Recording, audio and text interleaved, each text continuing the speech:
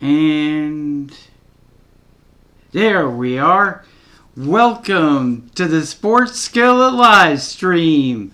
We do this every Friday afternoon, and we want to welcome you. Hopefully, you guys are hearing us okay.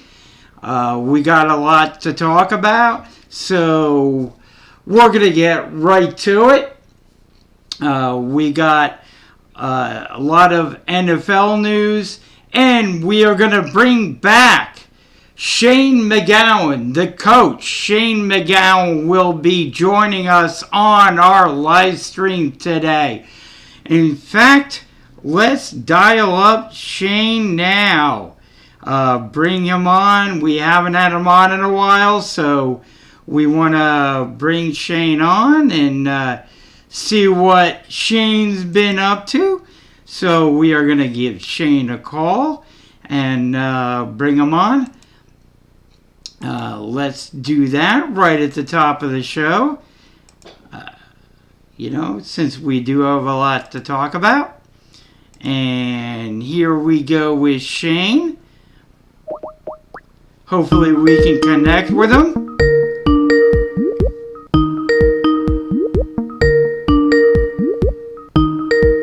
Giving him a call right now.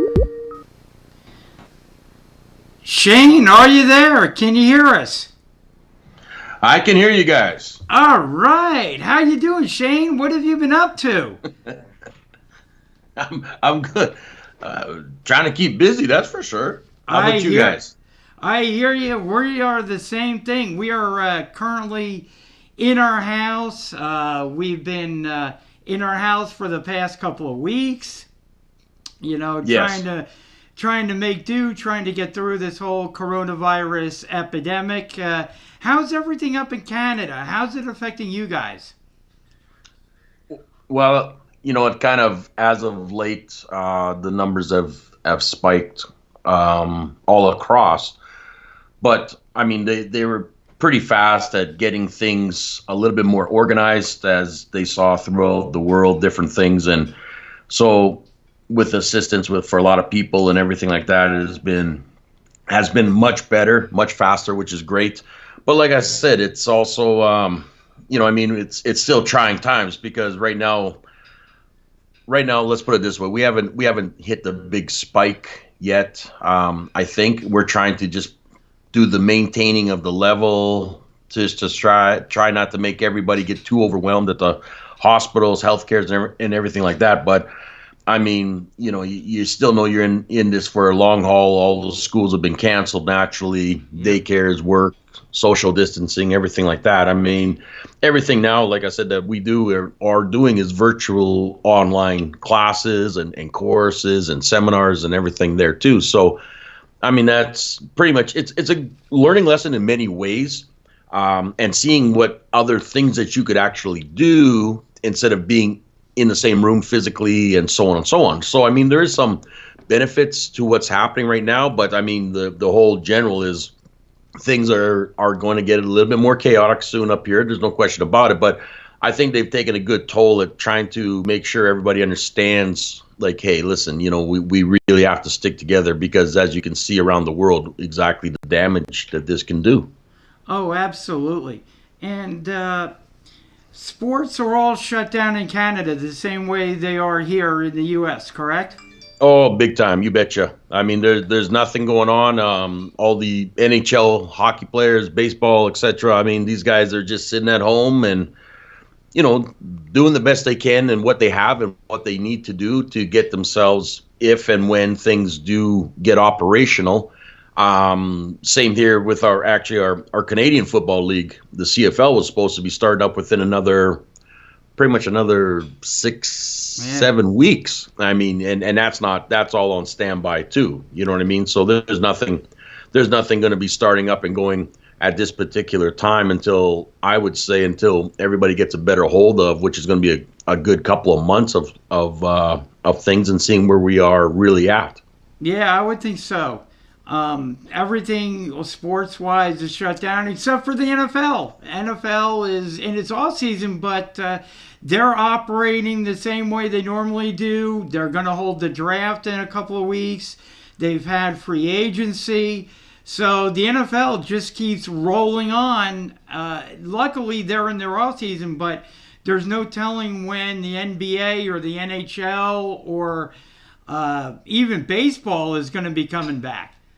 Well, it's funny about the NBA. I know there was a bit of a rumor going around that they may say and talked about throwing everybody in a hotel in Vegas and saying you guys will be quarantined there and you'll play the game in one of the banquet halls with no fans naturally and whatever they can for television rights and getting that only set up, etc. And everybody would be quarantined in their hotel and that rooms and that would be it. And so, I mean, I'm hearing lots of different rumors from all over, that's for sure. So, I mean, whether we get concrete or not, but like I said, it's definitely, I know here they've also talked about asking all the NHL teams and hockey and saying, what is your schedule going towards July? So that all the teams had to give, what they could be for availability when it comes to their own personal arenas as well. So, like I said, there's a lot of things that on the back burners that we don't hear about, fans and everybody don't really hear about. But I do know that they are working behind those closed doors to try to get something going. And the NFL, yeah, it's business as usual. I mean, and it's not so much that you got to be interactive too. I mean, I thought the free agency was pretty interesting, and now if we can figure out what they plan on doing with the NFL draft in April here, that's going to be a little interesting too, because there's so many other rumors about that of how every team will be isolated in certain ways in certain areas with minimum people. And again, with the technology now that you have, I mean, it's not like these guys, honestly, the teams already know who they want and who they're going to pick. It's just more or less been more for the fans and the dramatic of the players being picked. But at the end of it, you got to figure out, are we actually going to start the NFL on time or is it not going to happen? So there's a lot of things still up in the air. Yeah, I mean, what would your prediction be right now? Do you think the NHL and NBA are going to come back or no?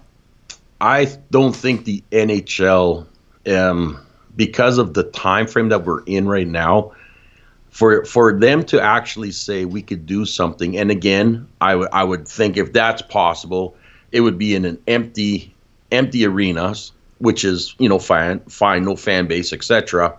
Team only. I would say though that the playoff format would change very fast from that 7-game to 5-game real quick. But the problem is the traveling that you got to do between the cities of the teams that got to play each other. And I think that's probably what the big holdup is, because it's not like you're just going to stay in one place and play your games. You know what I mean? They would, and again, they may look at that differently too and say, no, you know what, we can. We're just going to stay the home team. Well, this is where you guys are going to be, and you're going to play all 5 games or 3 games or whatever it is. The loser goes on, and etc.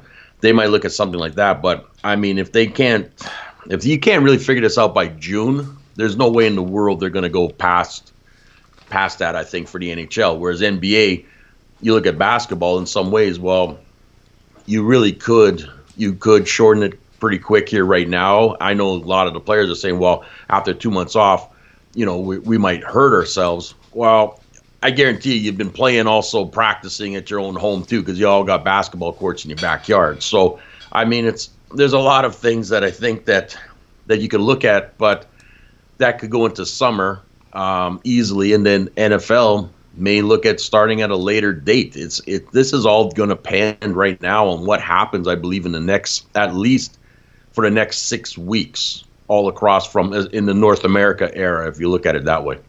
Yeah, exactly. I don't even know if we're going to have a baseball season this year either. Talking about all the sports, because you're going to need, once they get the clearance, starting pitchers will need a couple of weeks in order to get ramped up. And if we're already into July, let's say, I mean, why even bother having a baseball season at that point? And the other thing too is when you stop and think is that how many fans and people are actually wanting to go to the games live if it's even possible, as there's still going to be a lot of scared individuals, a lot of nervous individuals. Television wise, I would think that they would jump on that real fast. But again, too, is, the bottom line is people are suffering when it comes to the money issues and things like this financially. Now you want me to go and pay to go to a game that really, I mean, I might be struggling here, etc. So a lot of things are going to really take a toll this upcoming year on stuff. And I think canceling certain events may be the safest way into which everybody's going to, I know it's not the greatest thing, that's for sure. But I mean, you may have to look at that. And in this case, because like I said, is when people do get back to work and, money is going to be an issue. So, I mean, to go and spend it on watching games and etc. may not be there if you are allowed to, never mind the concession. So everybody's going to be suffering. There's no question about that. And I think sometimes you have to look and cut your losses to say, okay, we will then work for the next season and et cetera from there. And I think that's something that I believe there's no question every sports league is looking at. I already saw a rumor where U.S. rugby team is already kind of folded up. I mean, their finances have just been shot and stuff. So there's a lot of things that are going to be transpiring these next, like I said, next few months especially. So as we get closer to the summertime and everything. But I mean, it's really dramatic for this 2020, that's for sure. And how do you think the athletes themselves are keeping themselves mentally active for when any of these leagues start up again during this whole epidemic? Yeah, and I mean that's the thing is when I've talked to all these different players and their sports of what they do, whether it be team sports or whether it be just individual competitions, you got to look and say, look back at certain, if I'm say hockey right now or NBA, because those are more or less the ones that have been cut short of getting to playoffs. A lot of them are looking back at their former games and seeing where they did right, where they did wrong, keeping updated with each other, and that's a big thing. But I mean, most of them can also work on their own personal skills too, whether it be strength training. If their bodies were banged up, they're healed up, that's for sure. Which has been ideal in especially going into any type of playoff scenario if they are lucky to do that. I mean, you're definitely going to get a healthy roster on all playing fields, which is something that you don't really get. But again, too, is you're going to see timing off. You're going to see a lot of, pretty much a slow start to the games in that way because it is time off. But again, these guys have to keep thinking and know that even if your season is cut, you still got next season. You still a lot of them. I'll tell them this too, is saying, listen, you're just saving the wear and tear in your bodies as well right now. So unfortunate situation that happens in our lifetime like this. If we can't continue on, we will then look at what's going to happen next time. But right now, if there is still hope for you to get out there, you got to still be mentally strong and ready to go. And that's what I'm saying, is staying in shape, keeping yourself in the game. That's the biggest thing. Right now, until it's been told that there is nothing going to happen, you should still be ready to get in there. It's like being on the bench. Am I going to be put in? Well, I got to be prepared and ready to go. So you still got to think like you're starting. You still got to think like you're ready to play. And you still got to keep those skills more and more active than ever. So like I said, that's what I think has to get done right now with these guys. Yep, and we are talking with the coach, Shayne McGowan. And Shayne tackles the hottest and most sizzling topics of the week. You can check Shayne out on his website, mentaledgeperformance.ca. Don't miss Shayne's articles in USA Today, High School Sports, and Train Magazine. And please give him a follow on Twitter, Mental Edge PERF1, and Mental Edge Performance on Instagram to keep up with his events and podcasts. And Shayne, there is still the NFL to talk about, but also boxing and UFC as well. We got those cards being postponed. One of the champions in the league is stuck over in Russia right now. Can't make it out of Russia to come back over to the U.S. Give us the latest update on the UFC and boxing and everything going on there. A lot of controversy going on there. Well, I mean, if you look at the UFC, I mean, Dana White just wants the fights to go on no matter what. I mean, and again, Dana's a different dude. So I mean, really, he's just trying to get it up and going, and his thing is thinking that it's good for the fans and everything like that. And I understand what he's thinking, but again, too, is it really isn't feasible because fighters and everybody like that right now are also nervous in many ways. And I mean, as for Khalid being where he is in Russia, I mean, he went back home to his family and he stayed isolated. I mean, that's just how it goes. But there is no athletic commission that's going to sanction anything. I mean, that's really what it comes down to. Nobody's going to sanction any type of fights of any kind, from boxing to UFC to anything like that. If you can't get major league sports up and running, what makes you think you're going to get boxing or UFC up and running too? And I know they're trying. I know they're looking to put in their performance centers and everything like that. But again, too, is you got to look at the pros and cons to everything, the risks and etc. And I mean, I know there's talking about, well, we'll just use the fighters that we have in the U.S. to do this and so on and so on. And I mean, yeah, these guys want to get paid. Yeah, they want to fight. Yeah, everything that goes on. And as a fan, you could sit there and say, sure, I'd love to watch it on ESPN and everything too. But again, too, is I just think they're going to have a harder time trying to sanction things because of that in this crisis that's happening right now. So I do believe everything is being more and more postponed.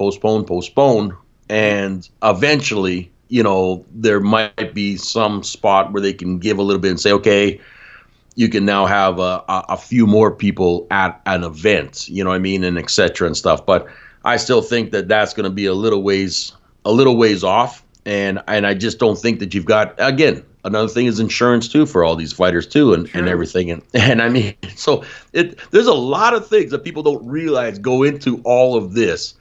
And with this crisis that's hit us, I mean, it affects numerous things and numerous avenues here. So, yeah, I mean, but right now, fighters got nothing else to do because everybody's at home doing nothing. So, yeah, they're going to take jabs at each other and say, well, this guy's backed away because he went back to Russia, so he can't get out of the country anyway. So there's always going to be stuff like this happening right now to cause a little controversy, a little stirring up the pot, as they say. But like I said, we got to get through this thing because I always say this first, you're a person first and an athlete second. So as humans here, we need to be a lot smarter and take care of all of us first before we can watch and continue on with sports, or that's never going to happen. Yep. And one of the great things we can do with the live stream that we can't do at the radio station or CSB, we can have my dad comment. I think he has a comment here. Jay. Yeah. I was wondering with the NFL, how are the teams handling the draft of players that are recovering from illnesses or injuries based upon where they would draft them, knowing that they can't have a medical review? And the same thing with the players. What are they doing to persuade the teams that they can continue to play at full recovery so that they can be drafted? Especially since they can't go in and get a medical test and show the teams that, yes, they actually are fully recovered. The Cam Newton situation. Yeah. That's one of them. Yeah, did you hear that, Shayne, or no? Well, yeah, and also, I mean, it's also brought up with a couple of these guys that I just saw today with Apple there, the cornerback, who tried to sign with the Raiders. Eli Apple, yep. Yeah, and all of a sudden the physical part there became an issue in the contract signing. You know what I mean? Because doctors can't see. So there are going to be a lot of things here put on the back burner because of this.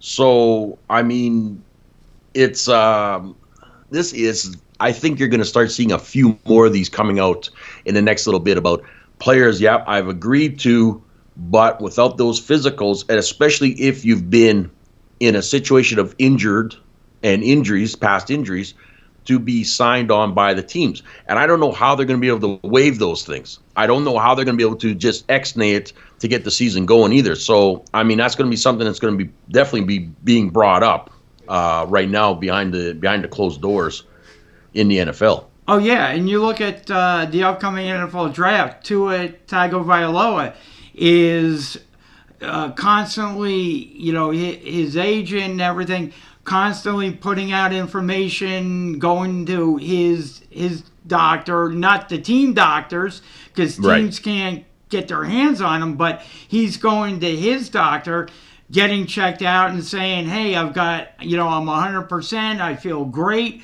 But, teams are still like, well, you've been injured throughout your collegiate career. We still want to get our hands on you, and they won't be able to do it before the draft. They'll have to draft them sight unseen. Exactly.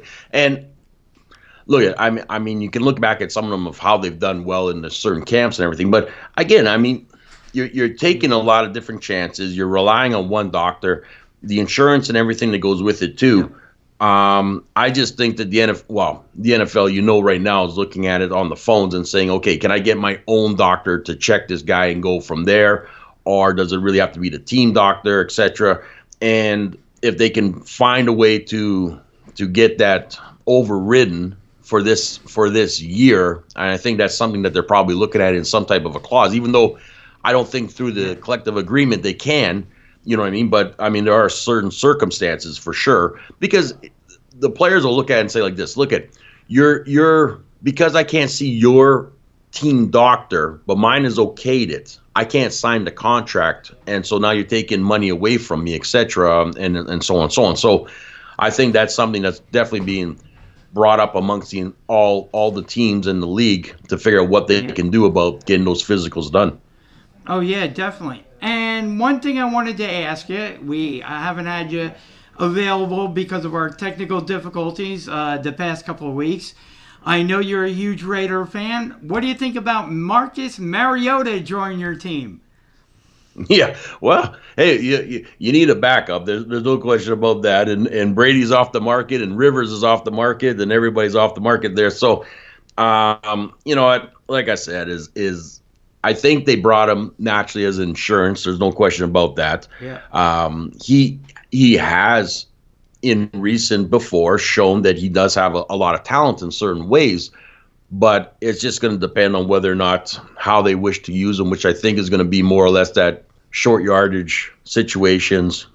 He can throw when needed, so he does give you a little bit of an option. But again, to go in there and think that he's going to take over, but again, if Carr goes down for some reason or just needs to get yanked, I guess in their minds they feel they've got at least a seasoned veteran who's played the game long enough to understand what you got to do to win. It's now how fast can he pick up Gruden's offense to get that team going too, if needed. But like I said, I mean, every team's going to be looking for backups, and the salary cap and everything like that is going to play a factor in some of them. I mean, I think Chicago is going to be the most interesting with Foles and Trubisky out there. So I There mean, you go. to me, that's going to be the most interesting one to watch of quarterbacks, because right now they're all saying it's a big competition amongst those two. I think Foles could end up beating out Trubisky at the very end. What do you think? You know what? I think Foles can do it, provided that he stays healthy, and that's another thing too, right? I mean, he's coming off an injury himself in that way. So Trubisky is still learning in many ways how to read the defenses better, but he has shown throughout the seasons of games that he does have something out there to that he can play. It's just not on a consistent level. Whereas Foles, as well, he's won a Super Bowl. Yeah. He is a veteran of the game, and I think he can do a lot of things to help Chicago as well. But it's just going to depend on what kind of offense are they looking to run. Because I mean, in some ways you got similar quarterbacks. It's just now Foles, I think, can pick up a defense a little bit quicker and read it faster. I agree with you. The other thing coming up, NFL draft. Miami is looking to move up. Rumors have it that they're talking with Cincinnati to try and get that number one pick. Would you trade out of it if you were Cincinnati? I don't think I would, because you have a chance to get your franchise quarterback with that number one pick. I know Miami has a lot of picks that they can deal, but if I'm Cincinnati and I have a chance to get that franchise quarterback, I don't know that I could pass that up.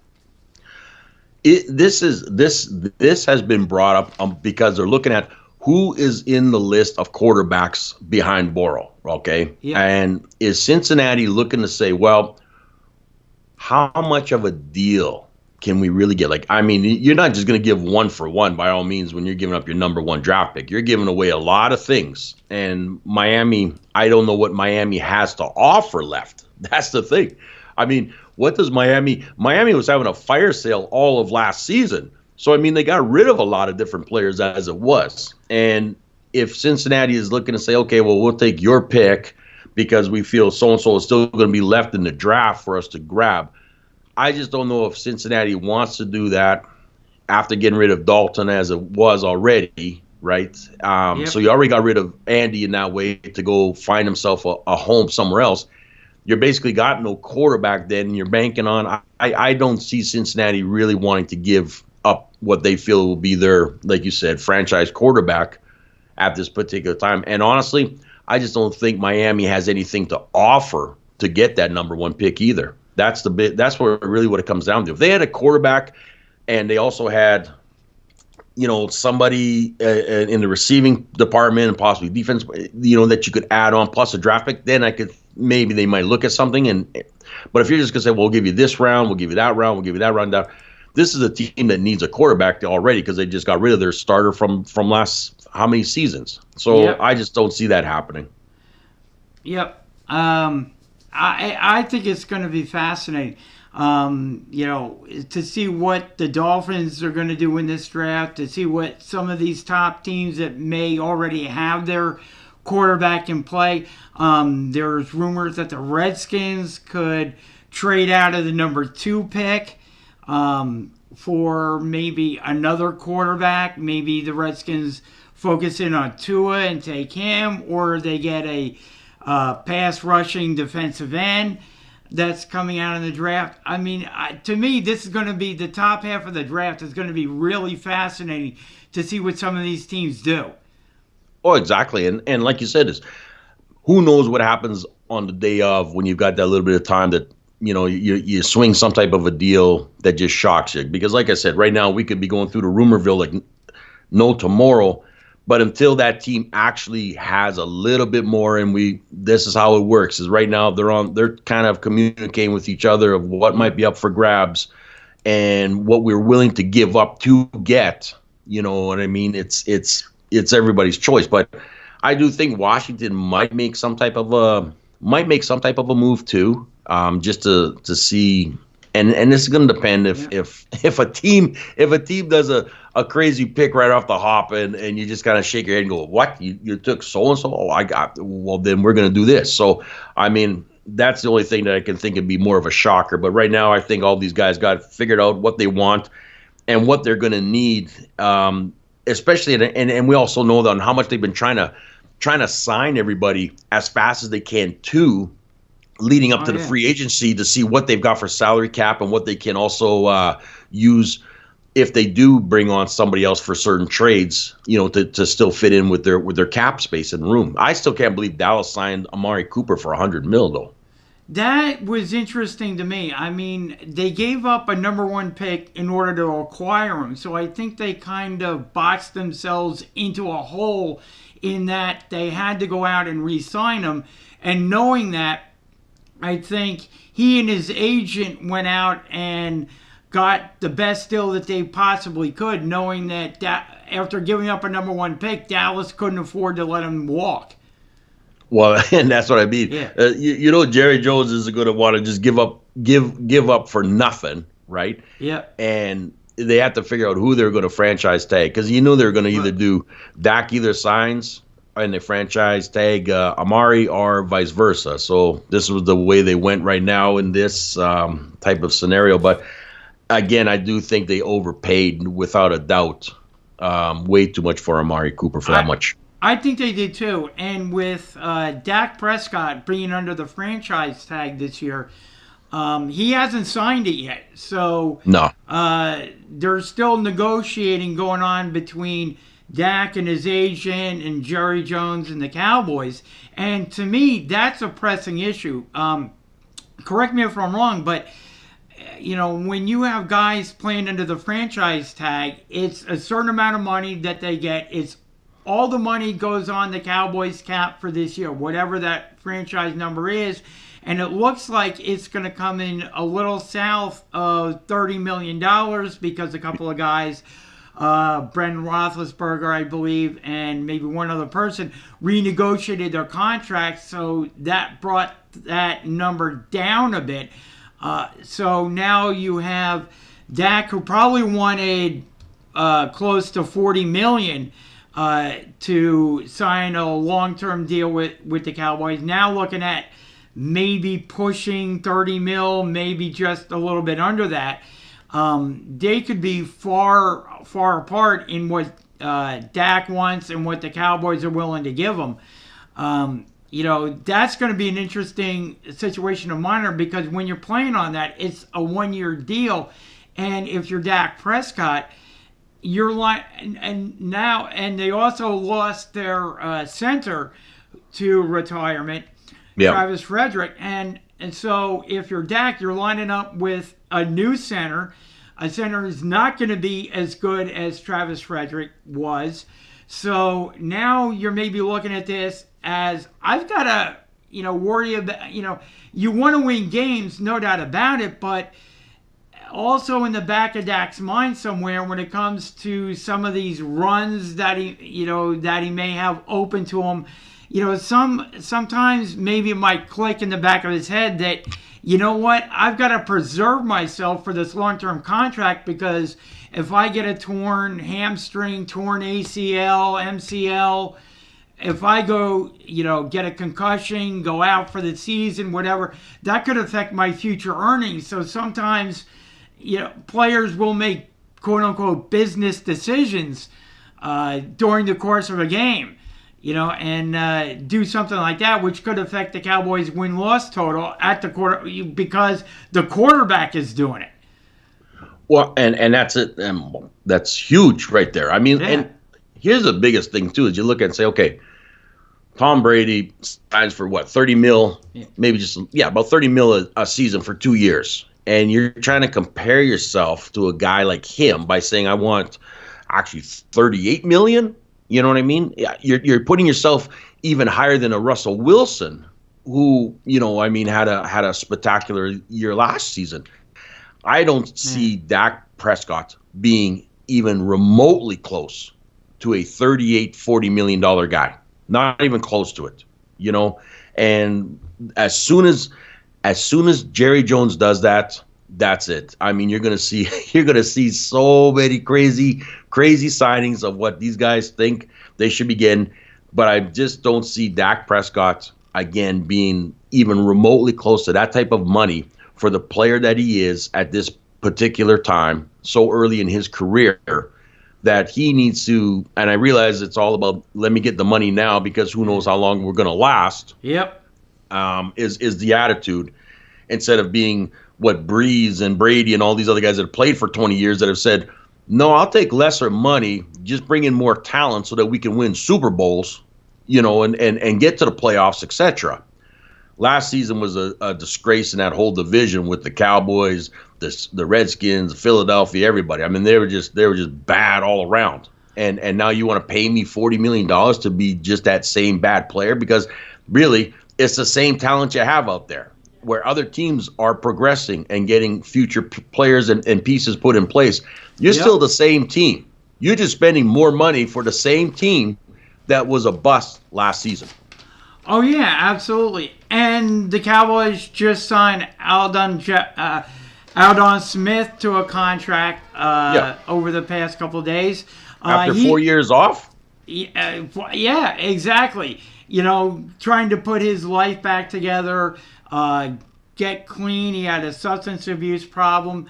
He still has to get reinstated by the NFL.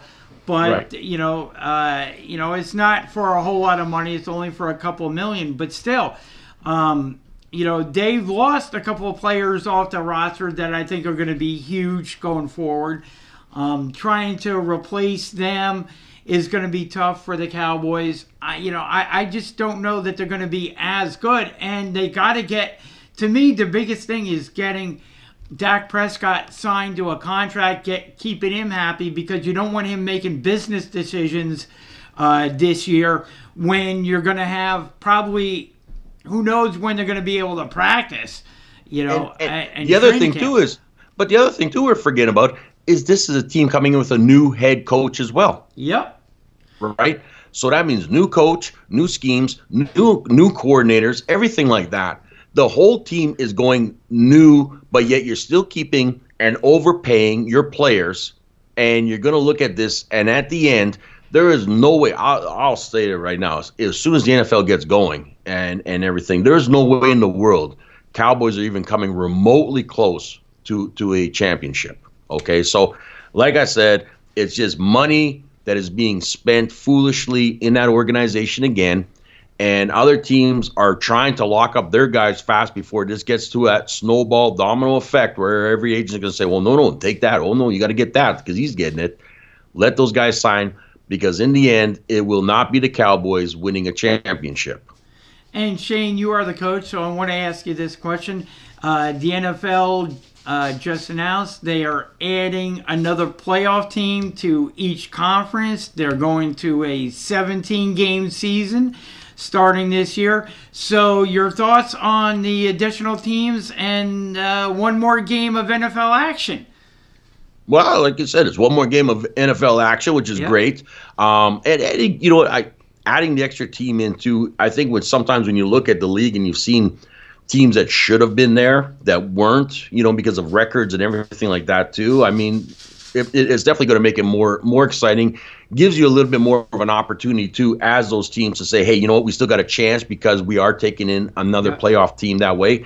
So there is some incentive in that way too, because again, you got to remember, a lot of these guys also want to get those bonuses too, and when you get to playoffs, those are bonus checks for you, right? So I mean, there's a lot of things that come into play with this, and again too is, I mean, I think it's best again too is also for the organizations, the league itself, as well as the city itself, of having that extra playoff in revenue wise too. So, like I said, I'm all for it if they can get it to work in that way, but we got to first get this sports going, that's for sure, for everything to fall into place. No question about it.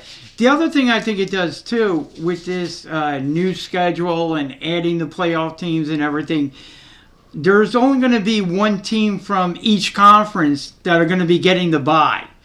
So I think what will end up happening is you won't see as much of teams benching their players at the end of the season because you're going to have teams that are going to be working towards that bye to become that number one team, because no longer will the team ranked second get that bye week. There's only going to be one team with that bye week. So I think that's going to create more competition amongst the teams to get that bye, and there won't be resting players.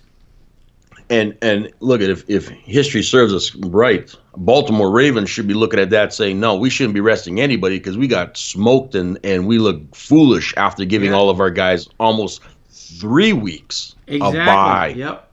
You know what I mean? Because they rolled into everything. So I got a feeling that this whole, let's rest up, et cetera, I don't think it's really going to be flying much on some teams due to the fact of where you are, the extra teams coming in, and the fact that you're losing your rhythm out there when you know you can't afford to at certain times, because as soon as playoffs come, it's a brand new game out there. And this is something that I guarantee you, Baltimore Ravens, they learned the hard way on that one by having Tennessee come in there and smoke them at home like this. So it's a learning lesson, and hopefully it's one that others will look at and say, hey, you know what? After this length of time off, no more. We need to play, and we need to make sure that we are playing all the time out there to get to our goal, which is the Super Bowl. And you brought up the Baltimore Ravens, and that leads me into Lamar Jackson. He had a picture posted on social media a day or two ago with his arms around Hollywood Brown and Antonio Brown. He was working out with both of those guys. My question to you is, do you think that's a good thing for Lamar Jackson to post on social media, or to have posted, in this whole coronavirus epidemic. I know he wants Yeah. to work out, but again, I mean, twofold. Number one is hugging the two guys, and number two is actually practicing with Antonio Brown, knowing how toxic he is kind of at the moment. You know that it is about the social distance, and I understand these guys got to practice and everything, and maybe there are different ways that they could be safe about certain things. The social media wise of them all together is not always a great thing, but again, too, is I'll say this on Antonio Brown's part, as foolish and as wild that he is and unstable in so many ways, the man is probably the most talented receivers out there, and to have that kind of target that you can practice and get working and everything like that is definitely helpful. But I don't think it's somebody that you want to be hanging out with especially in your young career. So, I mean, these are things that I probably the Ravens organization are looking at and saying, hey, you're practicing, you're staying sharp, but you better also be pretty mentally sharp and not get trapped up in some of the shenanigans that happened there with Mr. AB, because, like I said, that's the route you do not want to go. And again, too, is guys that are doing whatever they're doing, to be posting things is not a good image for anybody at this particular time. So, I mean, that's something that I do think they all need to look at themselves as well. But, I mean, I understand you got to stay sharp, and there are different ways. These guys got the money to do certain things in their own practice homes and things like that, too. But, like I said, it's going to be one of those things where I think you're going to see a bit more of this happening, especially if the NFL does not start on time with camps or anything like that, too. So, we're going to find out within the next few months, that's for sure. Oh, definitely. I know the players have to work out, but working out with Antonio Brown until he gets his life back together, I think is a big no-no right now. For any quarterback. And there's no question about that. You're going to get, and that's the sad part. Like I said, I mean, he needs to get his life back on track. But without a shadow of a doubt, I don't think anybody can dispute the fact that the man is very talented as a player out there in many, many ways. But you're right. His life is number one. He needs to get that on track. Do you think either Cam Newton or Jameis Winston signs before the draft, or do you think teams are going to wait until after the draft to sign either one of those guys? I think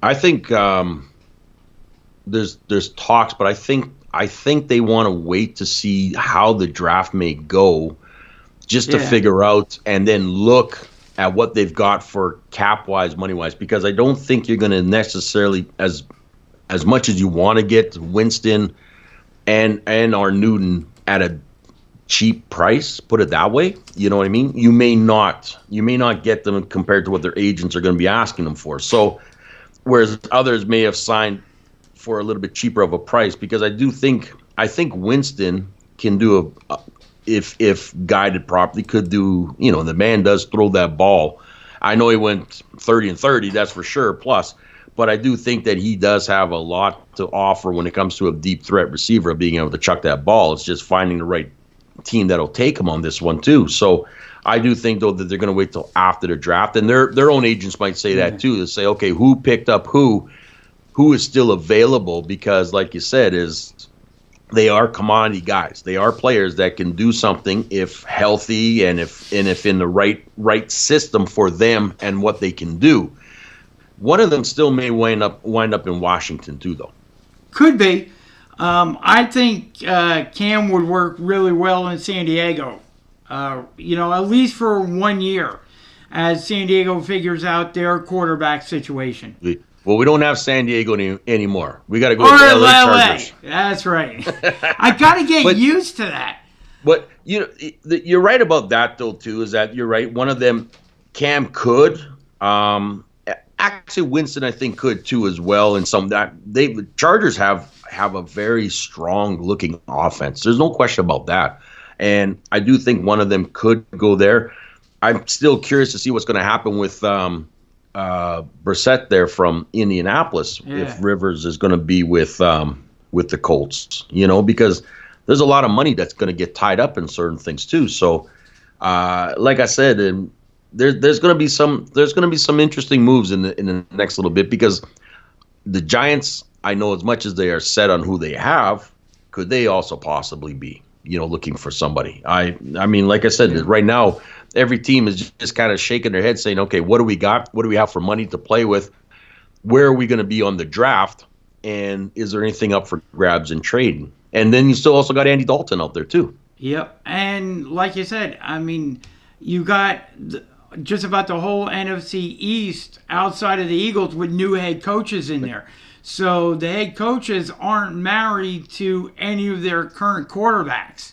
Well, look at Cleveland. Yeah. Cleveland just picked up another quarterback with Keenum, right? That's true. Yep. And so you got Baker Mayfield and him as well. Yep. So I got someone's going to be riding the pine, and somebody's going to possibly be being traded too. Now that might be trade bait as we get closer to the trade deadline, of where maybe Mayfield gets popped somewhere else or something too, because Denver let go of Flacco as well. So I mean, there's a ton of different things that are happening amongst these leagues that we're kind of forgetting about, but it's going to be brought up, I think, a little bit more as we get closer to the draft time. That's for sure. But there's a lot of teams that are going to be scrambling, I think, in the next little bit to figure out what their needs are going to be, what they can afford, and who do they want to take a chance with of leading their team when it comes to these quarterbacks that are going to be still available. Yep. And my dad has a comment again. Yes. The NCAA has announced that the players or the sports teams that were playing in the spring will lose their eligibility for an extra year, while the ones playing in the springtime will gain an extra year of eligibility. How are the players reacting to the fact that some of them on the sports teams don't get the eligibility, while some do, and the fact that the ones who don't get the eligibility will also lose the ability to play in any of the tournaments? Yeah, that's a big thing, Shayne. Oh yeah, I mean, it's without a question, guys are looking and saying, I got the wrong end of the straw on this one. You know what I mean? And no it's unfortunate. It. Yeah, and it is. It's a crappy situation when you think about it in a lot of ways for those guys, male, female athletes that are finishing off and not eligible, are eligible again for one more season in that way too. So I mean, it's definitely something that nobody could have predicted that just happened, that we're having right now. And the fact that you're caught in that loophole of it, I mean, I maybe you could look and say, when things are sort of, the dust is settled, maybe there's something that the NCAA might come back and look at in some things. But until then, right now, I mean, everyone's just kind of guessing at what they've just put out and are looking at. But until you get some of those players that aren't eligible to make a bit of a stink about certain things and can back with something or can get compensated somehow for something like that, right now that's just how the rules are and what they're going to follow.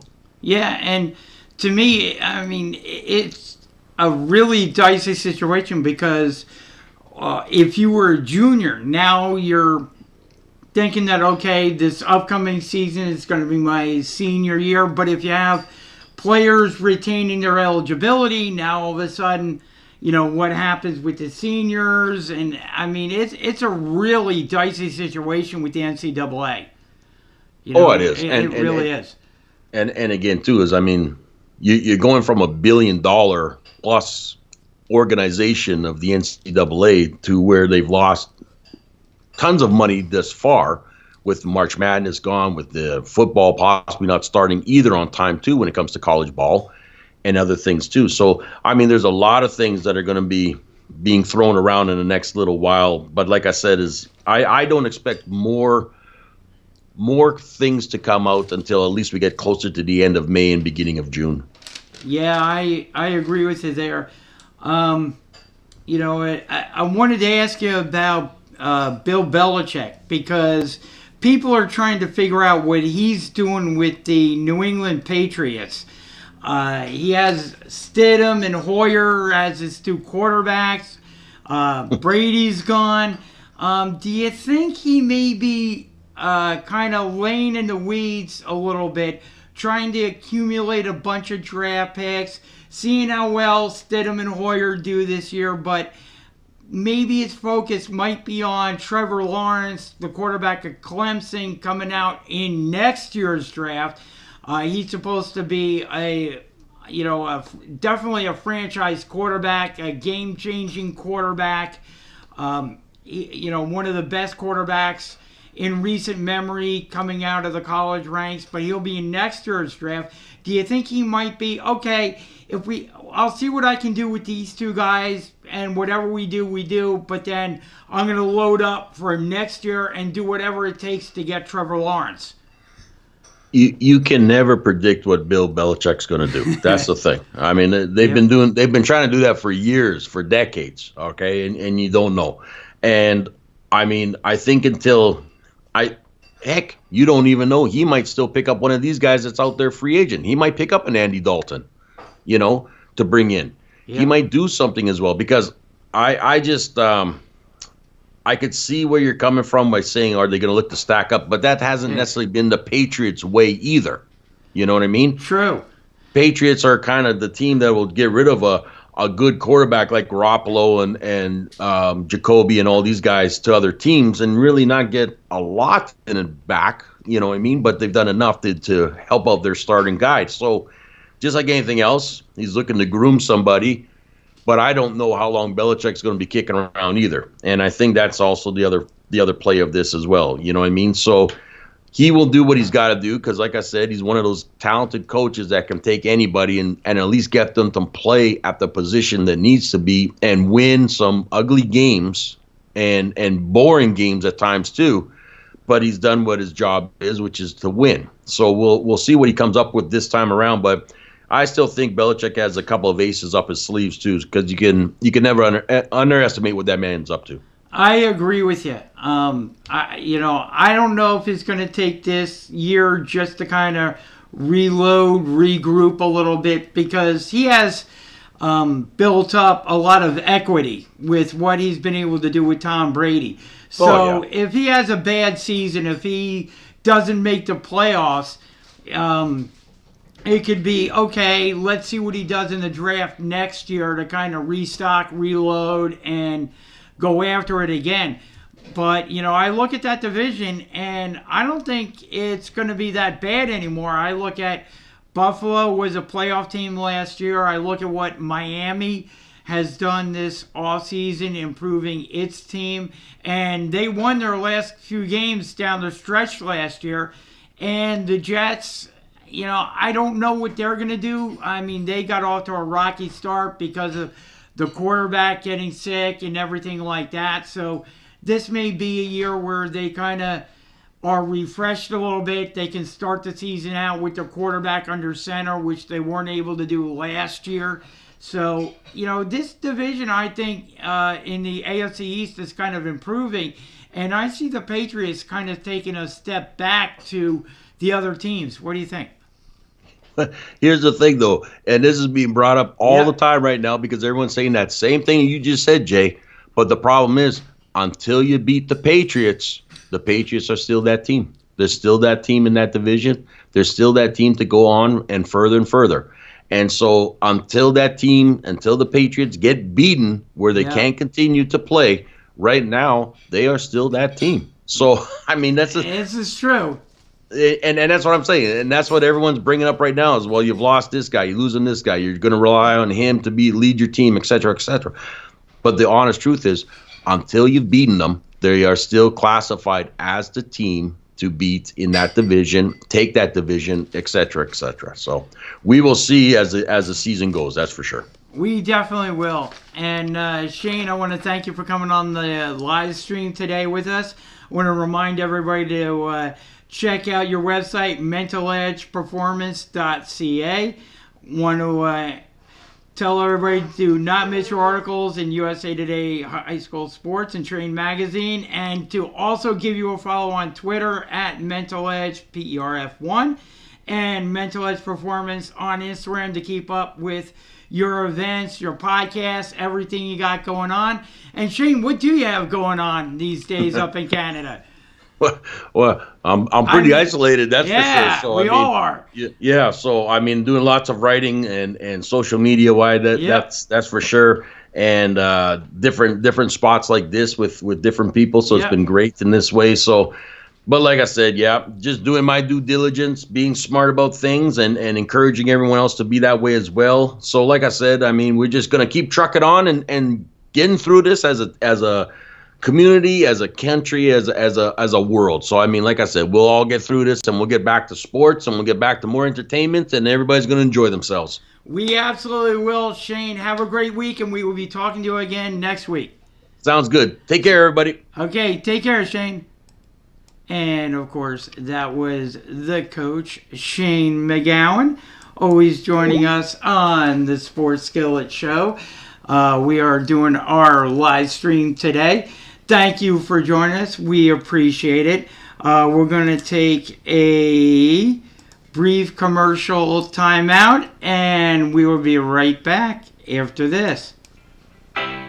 You're listening to the Sports Skillet Radio Show, cooking up all the hot takes. Jump in and join us at 609-919-9200. Download our app at sportsskilletradio.com. Find us on Twitter, Facebook, Instagram, and YouTube by searching for Sports Skillet. And remember to show us some love. Like, follow, and share.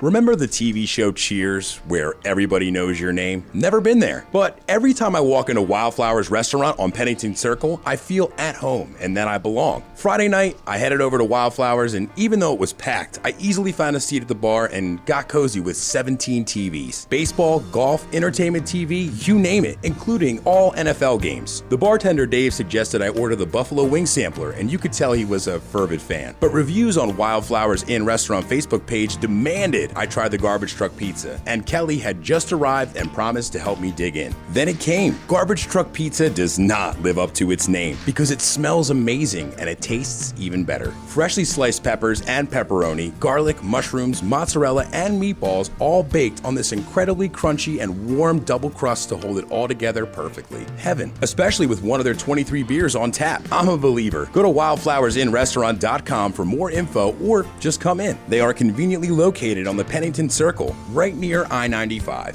I promise you, they will welcome you warmly, feed you well, and perhaps soon even know your name.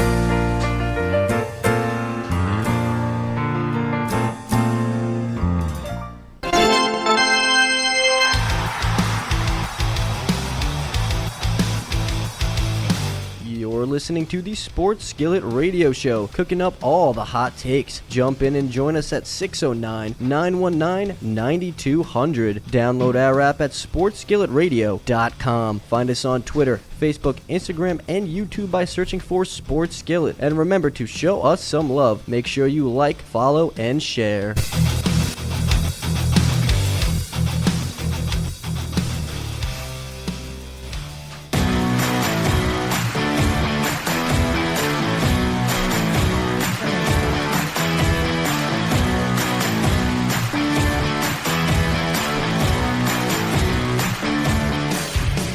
And welcome back to the Sports Skillet live stream. We're going to move on to our WrestleMania predictions.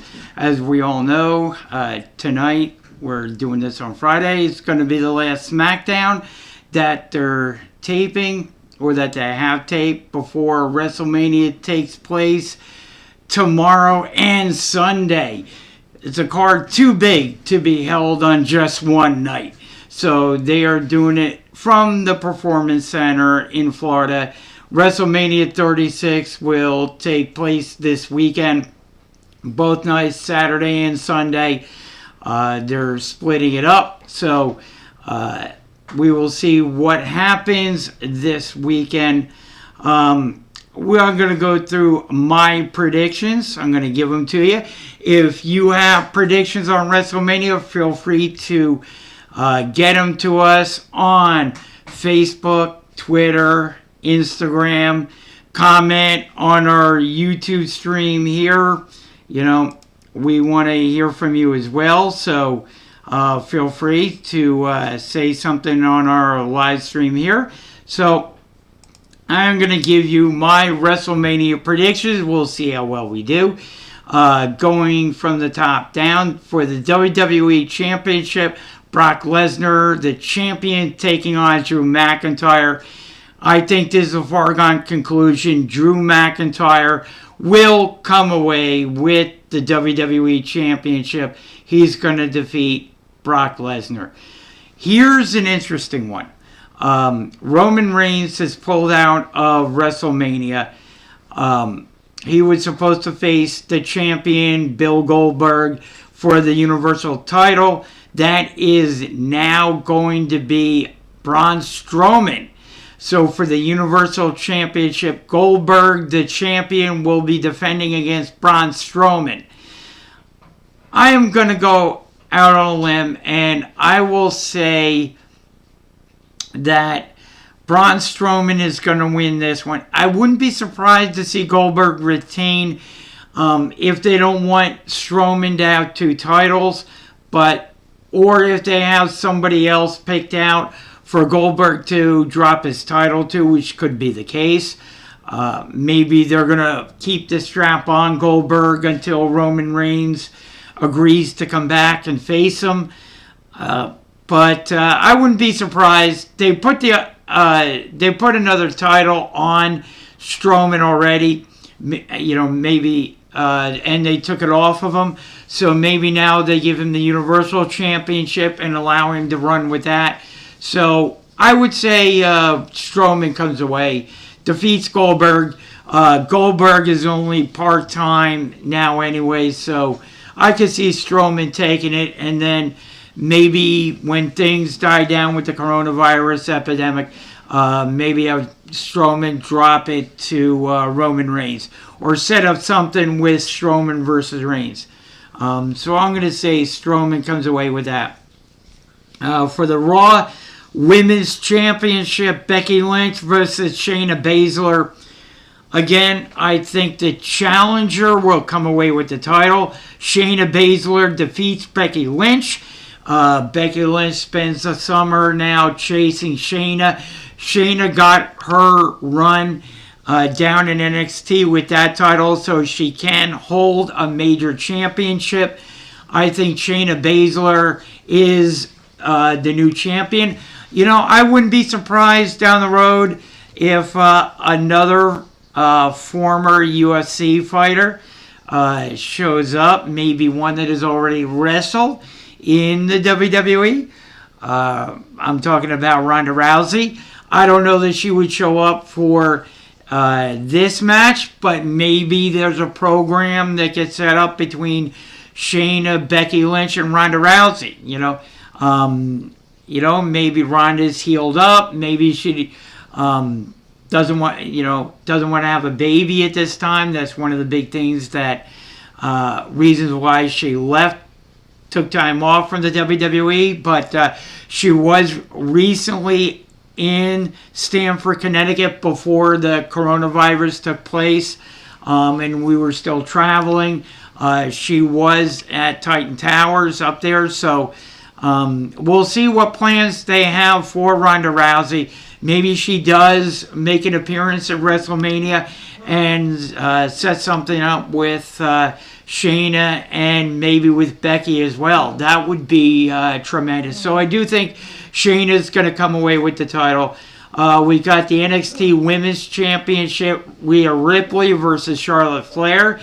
I've been going with the challengers. This time I'm going with the champion. Rhea Ripley retains the title and beats Charlotte Flair, gets a signature win at WrestleMania to not only cement her as a quality champion, but also a signature win over Charlotte Flair. Charlotte can stay in NXT. Maybe the win is controversial. I love Charlotte being a part of NXT. But I think Rhea Ripley deserves a nice run with the title. This would be a signature win, not only because of WrestleMania, but because of who she would have beaten. So I'm going with Rhea Ripley there. Last man standing match, Edge versus Randy Orton. We've seen this transpire. I am looking forward to it. Love these two guys because they can pull out all the stops. Not going to be any fans in the arena. They can wrestle in the arena, out of the arena, do whatever they want to do, use foreign objects. I think this is going to be a tremendous match. Obviously, I think Edge is going to win. I think we all do. And I like Edge coming out on top of Randy Orton and getting a signature win now that he's come back. Boneyard match, The Undertaker versus AJ Styles. Again, I think this is going to be another great match as well because AJ Styles can work with just about anybody in the WWE or in professional wrestling. The Undertaker, obviously closer to the end of his career than the beginning, only wrestling about one match a year. Could they also do something maybe at SummerSlam? Possibly. Maybe AJ Styles went. I'm going with The Undertaker in this one. He mentioned something in his recent interview, bringing along some people with him, and that's gotten some people talking. Will it be the Acolytes coming out? Will it be the Acolytes and Michelle McCool that will be coming out during the course of this match? Because the OC is going to be there, especially in a Boneyard match, kind of like the Last Man Standing, where there are no disqualifications, no countouts, that type of thing. So it'll be interesting to see. I'm anticipating the Acolytes show up. JBL and of course Ron Simmons. I think that would be really fun seeing those guys come out and battle with the OC. So I'm going to go with The Undertaker in this one. I think I think AJ will do a great job at keeping our attention, working a great match with The Undertaker. But I think The Undertaker is going to come out, going to get a win again at WrestleMania. Firefly Funhouse match. Again, this match could be entertaining as well. John Cena versus The Fiend Bray Wyatt. Again, John Cena, part-time wrestler at this point, only coming in for about once a year. I'm going with The Fiend Bray Wyatt. John Cena needs to do the right thing. Work a great match with Bray Wyatt. Work a great match with The Fiend, and then do the right thing and put over Bray Wyatt and allow Bray to get his revenge at WrestleMania. John Cena's built up a lot of equity. Nobody's going to complain if he loses. So I think The Fiend Bray Wyatt gets the win there. But again, it's one of those matches, with a different set of rules. I think it will be entertaining, but I'm predicting Bray Wyatt goes over in that one. SmackDown Women's Championship Fatal 5-Way Elimination Match. So you have the champion Bayley versus Sasha Banks versus Naomi versus Lacey Evans versus Tamina. I think this is the way it's going to go down. I don't see Tamina coming away with the title. I don't see Naomi coming away with the title. That leaves me with Lacey Evans, leaves me with Sasha Banks, leaves me with Bayley. I'm going to go out on a limb here, and I'm going to say that Bayley loses her title. That leaves me with Sasha Banks or Lacey Evans. I'm going to say that something happens, Lacey Evans gets the title, but there's something that happens between Sasha and Bayley. Wouldn't be surprised to see Sasha come away with the title either. Maybe they do the turn there with Sasha Banks turning on Bayley.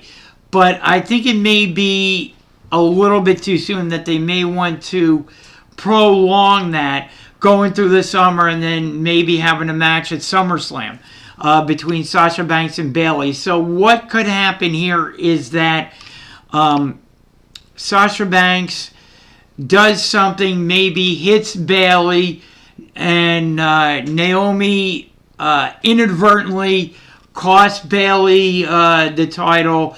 Lacey Evans comes away with it because we've all seen Bayley beat Lacey by different means.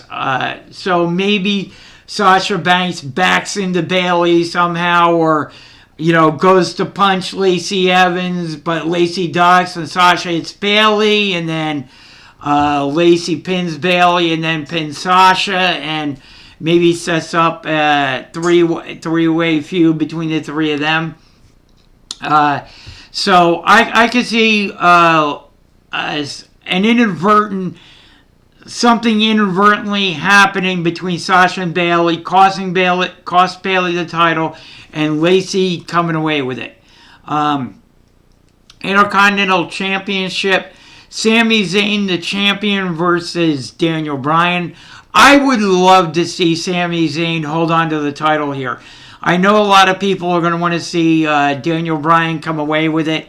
Daniel Bryan's one of those guys built up a lot of equity with everyone within the company.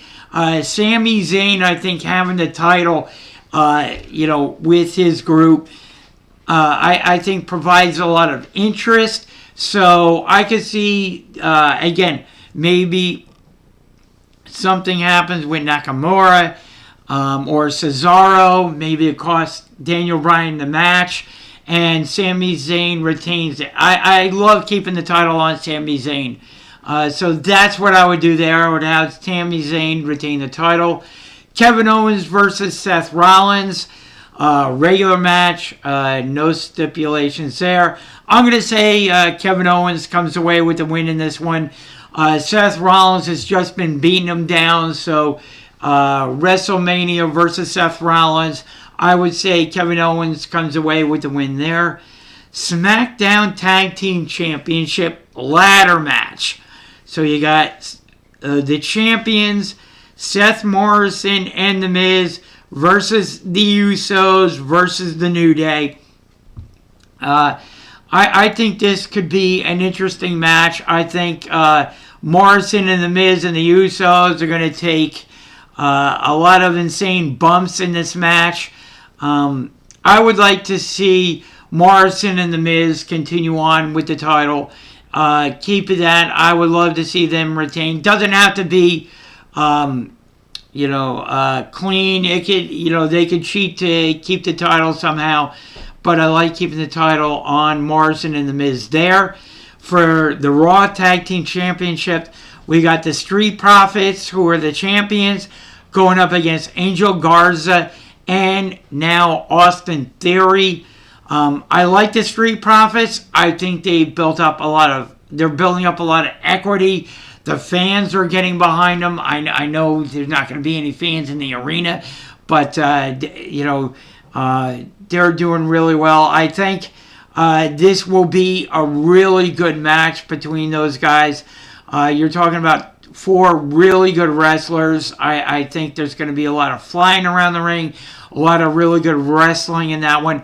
While I wouldn't mind seeing Garza and Theory come away with the titles, I think just from a marketing standpoint, I think they're going to keep the titles on the Street Profits for a while longer, and I think the Street Profits are going to retain.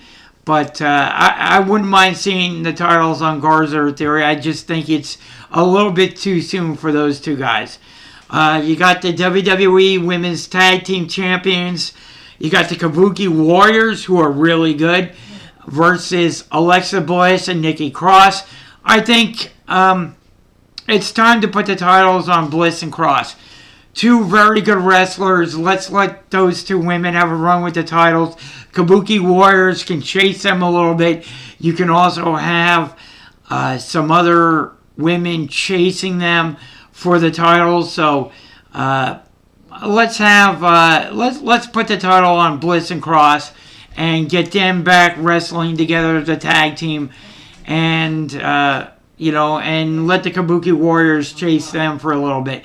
So I'm going to go with Bliss and Cross in that one. King Corbin versus Elias. We're going to see if that match takes place, but I'm going to say King Corbin wins that. Then we have Otis versus Dolph Ziggler. From a standpoint of the girlfriend angle, I'm going to say that Otis gets his revenge on Dolph, and I'm going to say that Otis comes away with a win in that one. And finally, we got Aleister Black versus Bobby Lashley. I am going to go out on a limb here, and I'm going to say Aleister Black wins this one. And then maybe this feud extends over the summer, but I'm going to say Aleister Black comes away with the victory over Bobby Lashley in that one. So that's my WrestleMania predictions, my thoughts. We also have the Gronk as host of WrestleMania this year.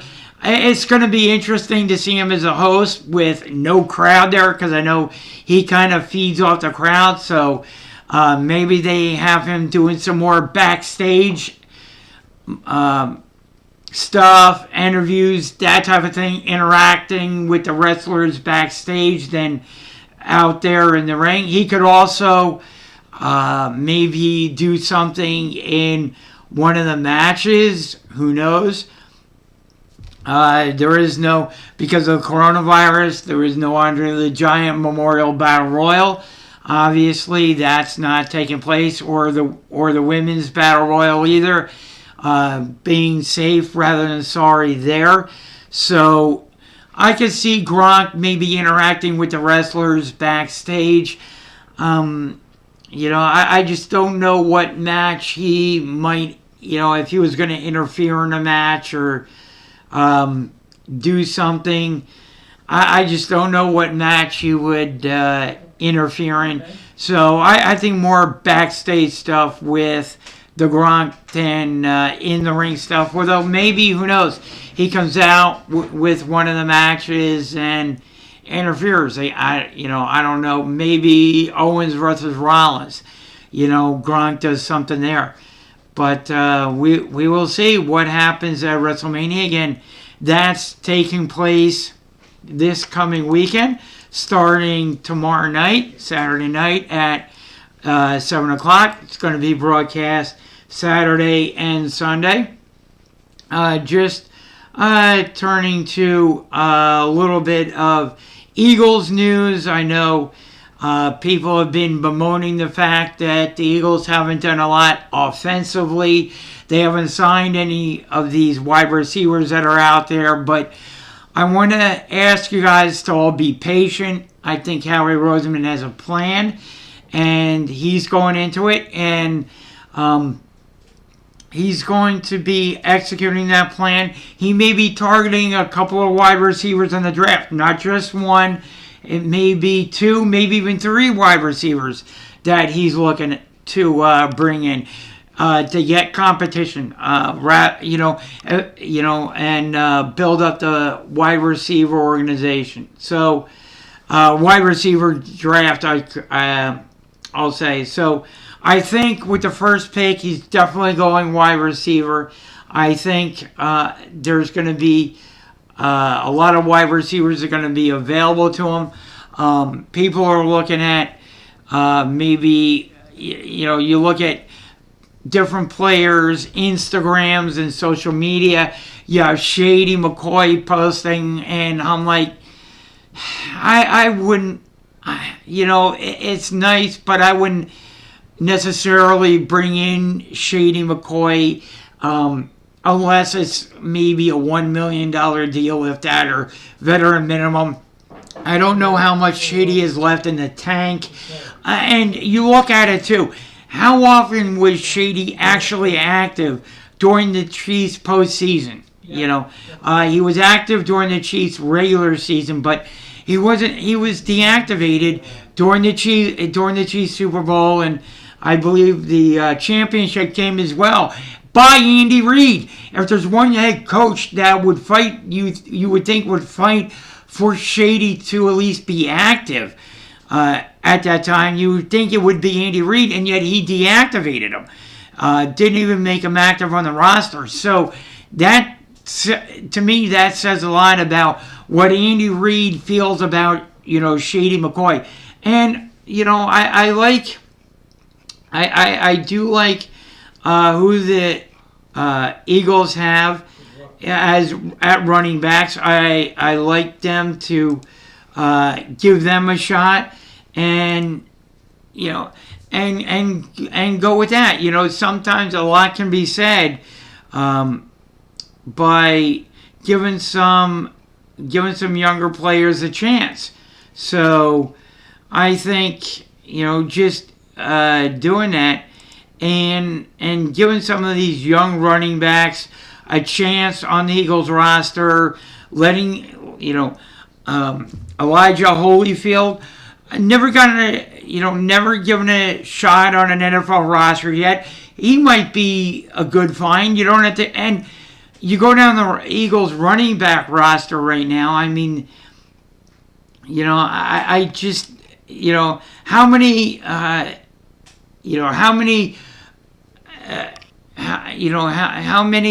handoffs will Shady McCoy actually get? How many plays will he get? Snaps will he get per game? So if you're only talking about a handful or less snaps a game, I don't see why you would want to bring back Shady McCoy. I mean, if they sign him, and he, and they work, and they get to training camp eventually, and they see what he can bring in. But I would rather give those snaps to Holyfield, seeing what he can bring to the table. Shady McCoy is closer to the end of his career than the beginning. I would rather give those snaps to a young player who might be able to do well. We saw the younger players do well with Carson Wentz when they were given the shot last year. So I would go with the younger running backs on the Eagles. So, that would be my shot. And don't get on Howie yet. Let's see how everything progresses. And we'll talk a little bit more about that on next week's live stream. And I'm going to sign off now. I want to wish you and your family a very, very safe and very healthy week. Remember, like, follow, and share. Follow us on our social media channels, Twitter, Instagram, and Facebook. And subscribe here to our YouTube channel. If there's any topics you want us to discuss, let them know. Tweet at us, Instagram, Facebook us, leave a comment, and we will certainly respond back to it. So until then, we will see you right here on our Sports Skillet live stream. Remember, every Friday afternoon, we go live right here on the Sports Skillet live stream on YouTube. Have a great week, everybody.